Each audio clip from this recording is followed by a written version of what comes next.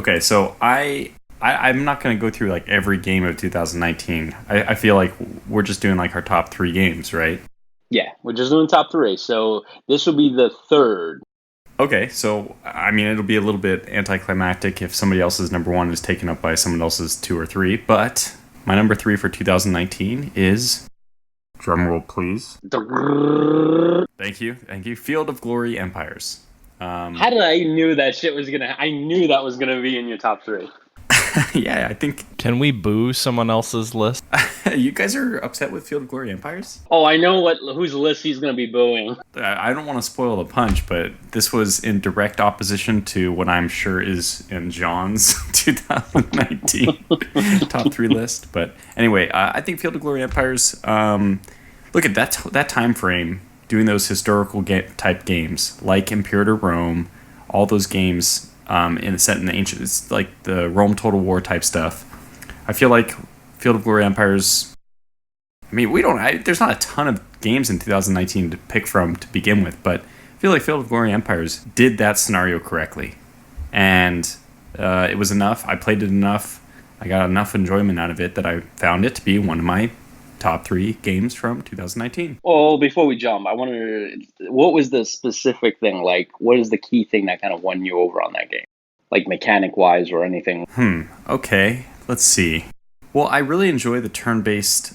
I enjoy the Rome Total War type environment for the historical games, like the classical type games. I think it fits well because not a whole lot is happening in an amount of time.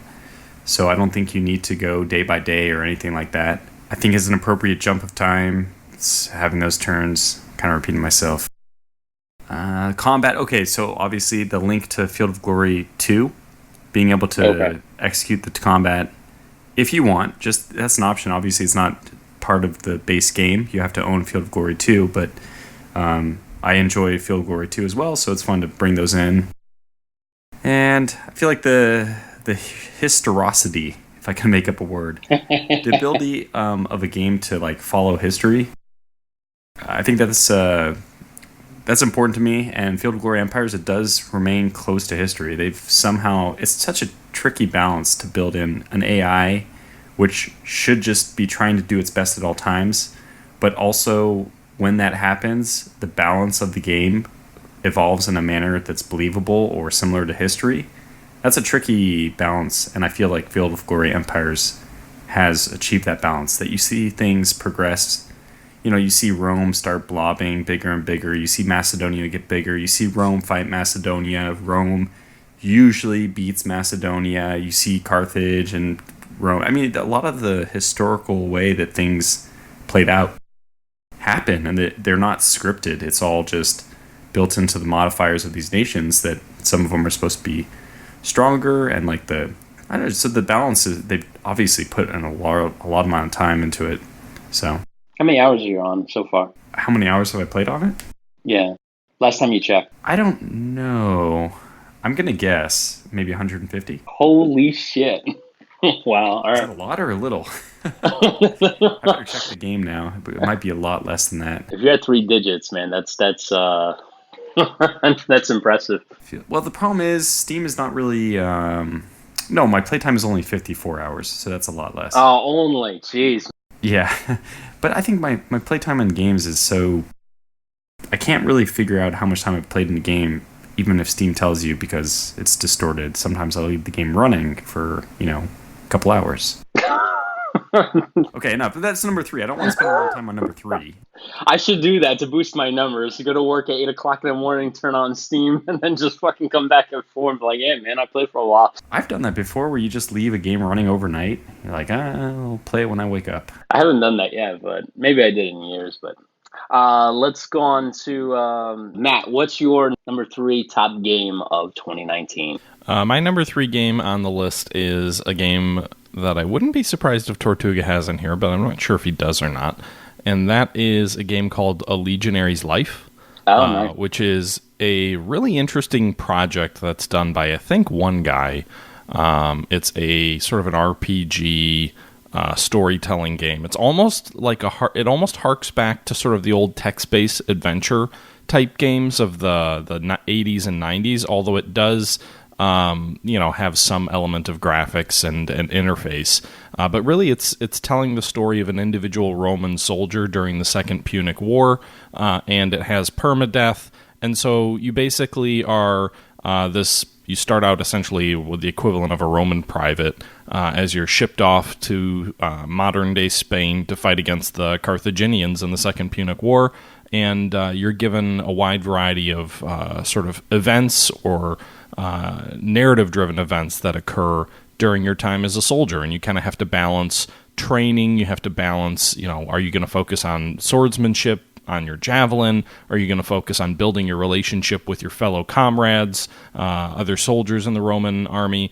And then when you're presented with these different choices in the war, that can influence the path that you go down. Do you want to basically break away from your soldiers and go loot part of the city, or do you want to, be a hero and try and help your officer as he tries to, drive back the enemy? All of these types of decisions are put at your disposal, and frankly, it's a game that I think does a good job of showing you probably don't want to try and be a hero if you're fighting in a war where you don't get to respawn.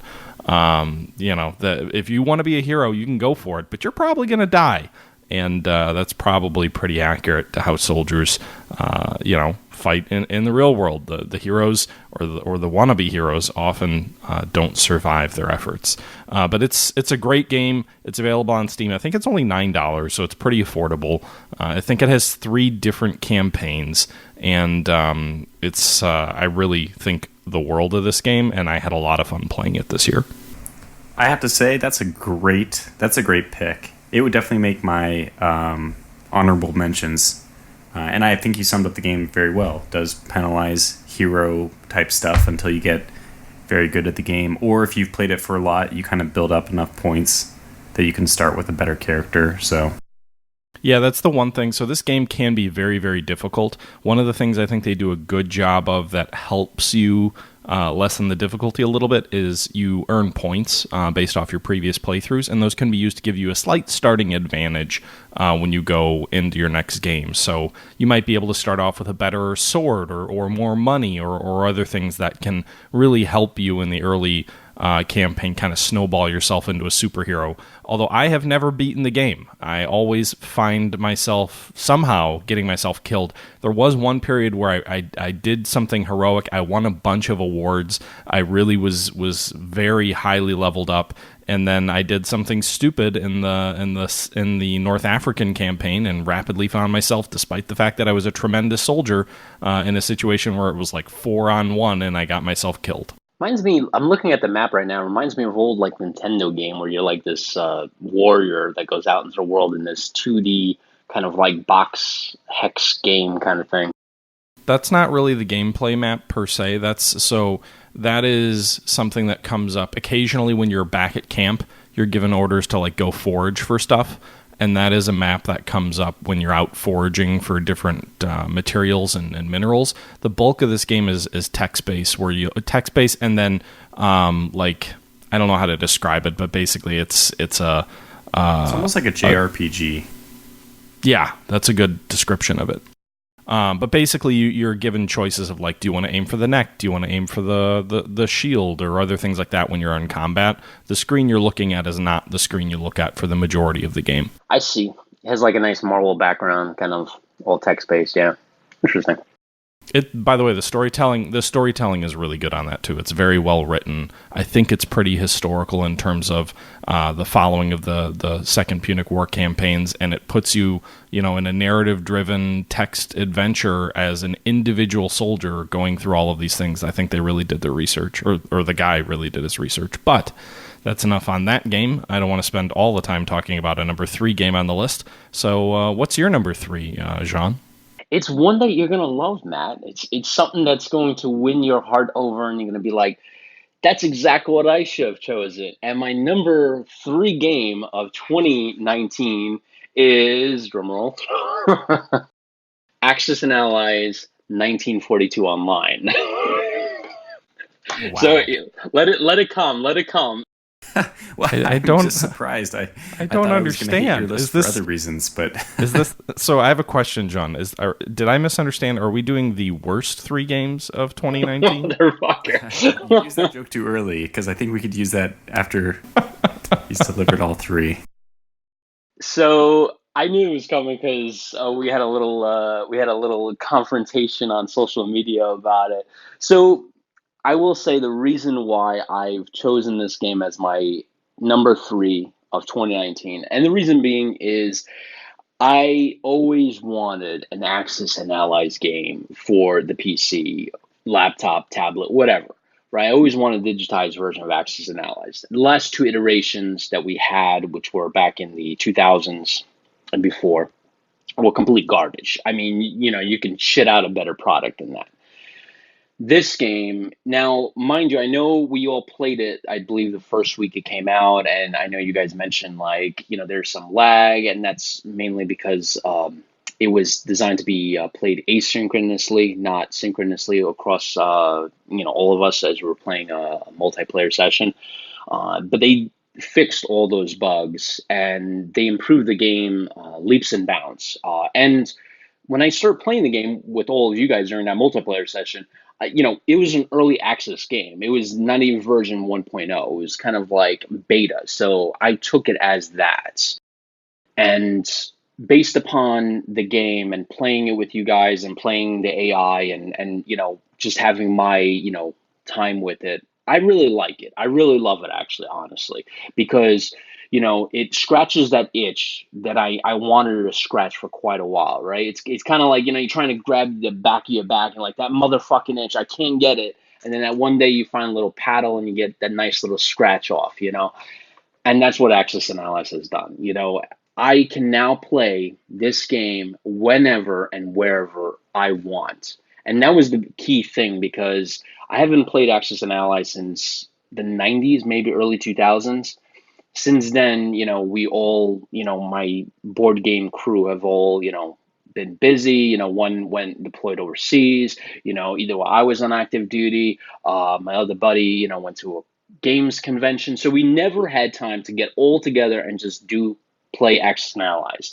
And now I don't have to worry about that. Now I can say, hey, Artie, get on this game. Play your turn. I'll play my turn tomorrow, and then Bob will play the next day, and we'll get a game going without even being in the same state. So I think that's pretty awesome, and I appreciate that Beamdog did a great job. And now that I can play my favorite board game, right, and it's one of my favorite board games, I would say it's at least in my top 3 favorite board games, anytime and anywhere. well, I mean, I respect the fact that you must really like Axis and Allies, and they've done a pretty faithful representation of it. I can agree with all that. So, I mean, it's not a game which touched me in the same way, but it makes sense that if you were really looking forward to, it's more like a beer and pretzels type tabletop, Oh yeah. and now you can play it with people, so it makes sense. This game for me, because like when me and my friends were, growing up, right, we played Risk, which was, it's a casual strategy game. If you can call it a strategy game, it's very casual. This one takes it up a notch, right? So like this is a little bit more strategy oriented. It's a little bit more. I'm not gonna say grognard, but it requires a little bit more depth, a little bit more thinking, a little bit more strategy than Risk. And this was one of the first games that I played. I was like, shit, I really like strategy games, like games that you have to kind of make alliances and attack here and do island hopping, all this shit.